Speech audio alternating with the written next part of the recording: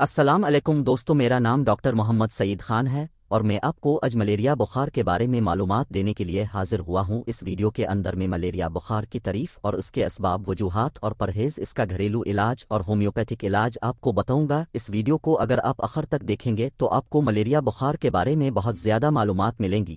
اگر ویڈیو پسند تو ویڈیو کو لائک اور شیئر کریں اور چینل کو ضرور سبسکرائب کریں۔ الف چلتے ہیں اپنی ویڈیو کی جانب۔ فیور ملیریا بخار ایک متعدی معدوم بیماری ہے جسے پلاسموڈیم پروٹوزوان کی قسم کی مشینوں کے کاٹنے سے ہوتا ہے، جو مختلف موسمیاتی علاقوں میں پایا جاتا ہے۔ یہ بیماری مچھر کاٹنے سے منتقل ہوتی ہے اور اس کے باعث جسم میں حملہ کرنے والا ایک خصوصی نوع کا پلاسموڈیم پروٹوزوان پلازموڈیم ہوتا ہے۔ ملیریا بخار کی علامات میں بکھری، شدید بخار، شدید سردرد، چھپانے والا سوزشی ہوا اور ہضم نظام کی مشکلات شامل ہوتی ہیں۔ اگرچہ یہ بیماری خطرناک ہو سکتی ہے، ملیریا کا علاج ممکن ہے اور اسے روکنے کے لیے مختلف اقدامات اختیار کیے جا سکتے ہیں، جیسے مچھروں کے کاٹنے سے بچاؤ اور اینٹی ملیریا دوائیں۔ علامات ملیریا بخار کے علامات میں شامل ہوتے ہیں: 1 بکھری چلس، جسمی حالت میں گرمی اور سردی کی برابری ہوتی ہے۔ 2 بہت شدید بخار ہائی فیور، عام طور پر بہت زیادہ درجہ حرارت کا اضافہ ہوتا ہے۔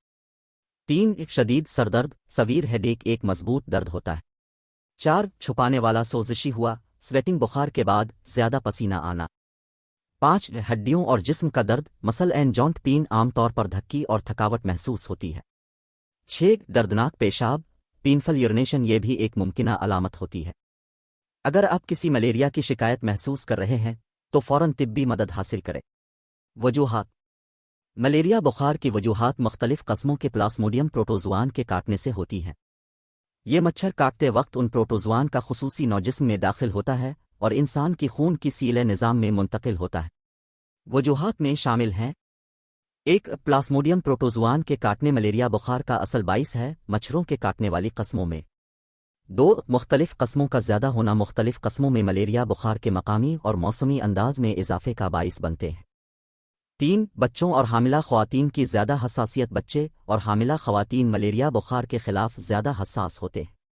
4 ناپختہ خون کی نہریں، اگر ناپختہ خون کی نہریں ملیریا بخار زوم ہوتی ہیں تو وجوہات میں شامل ہوتی ہیں۔ 5 موسمیاتی شرائط، ملیریا بخار عام طور پر گرم موسمیاتی علاقوں میں زیادہ پایا جاتا ہے۔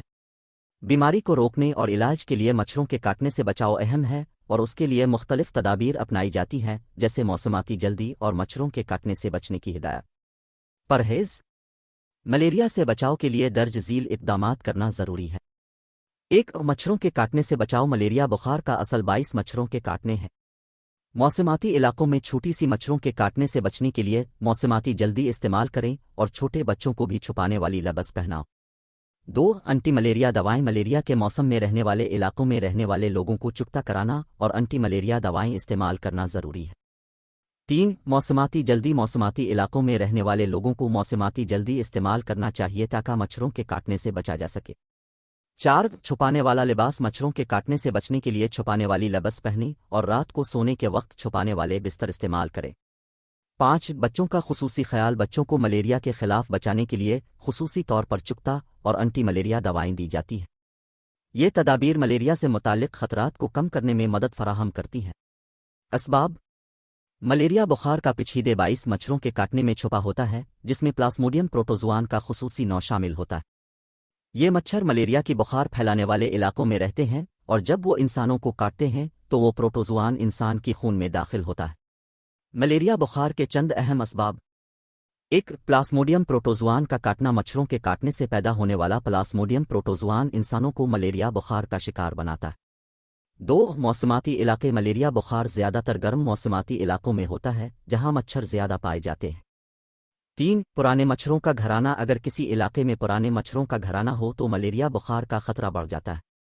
4 بچوں اور حاملہ خواتین کی زیادہ حساسیت، بچے اور حاملہ خواتین ملیریا بخار کے خلاف زیادہ حساس ہوتے ہیں۔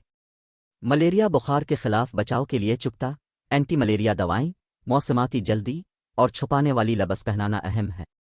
علاج ملیریا بخار کا علاج عام طور پر 2 عناصر پر مبنی ہوتا ہے: دوائیں ملیریا کے خصوصی جراثیموں کو ختم کرنے کے لیے اور علامات کو کنٹرول کرنے کے لیے۔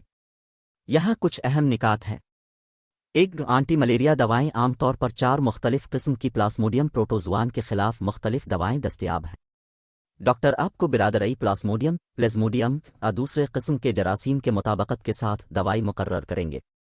2 अलामात का इलाज बुखार, सरदर्द और दीगर अलामात को कंट्रोल करने के लिए दुरुस्त दवाएं इस्तेमाल होती हैं। 3 अहमई मसनूई कमी की भरासाबाज मिरात मलेरिया बुखार की बहुत शदीद सूरतों में हॉस्पिटल में दाखिला करना भी ज़रूरी होता है ताकि मसनूई कमी की भरासा हो सके। 4 मजबूती और इस्तिराहत बेहतर होने तक मरीज़ को मजबूती और पूरी इस्तिराहत देना ज़रूरी होता है। 5 पेशगोई और चुकता मलेरिया के खिलाफ बचाव के लिए चुकता का इस्तेमाल अहम है, खुसूसन मौसमाती इलाकों में रहने वालों के लिए। इलाज की मुद्दत और दवाई की किस्म मरीज़ की सेहतियाबी और जरासीम की किस्म पर मबनी होती है और डॉक्टर की हिदायतों का भी ख्याल रखना ज़रूरी है। मलेरिया फीवर 2 देसी इलाज।